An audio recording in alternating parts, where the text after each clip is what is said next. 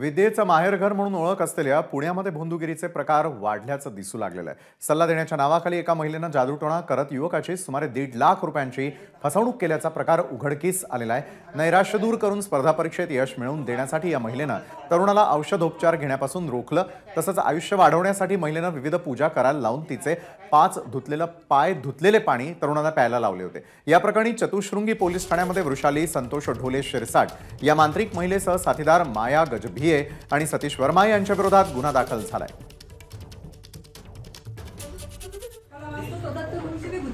ठीक आहे, अंगारा काय करायचं या धाग्यांमधनं फक्त लोकांना मी कॉन्फिडन्स वाढवते। बाकी नाही, हे धागा करता काय तुम्ही? कॉन्फिडन्स वाढवते। अरे पण धागा करायचा काय? हा धागा बांधून देते लोकांना, लोकांच्या हाताला बांधायचा धागा जसं आपल्या कलावा असतो ना, त्यात काय कलावा असतो तो दत्त गुरूंची विभूती। एका युवकाला स्पर्धा परीक्षेमध्ये अपयश येत आहे आणि म्हणून तो नैराश्य गेला होता।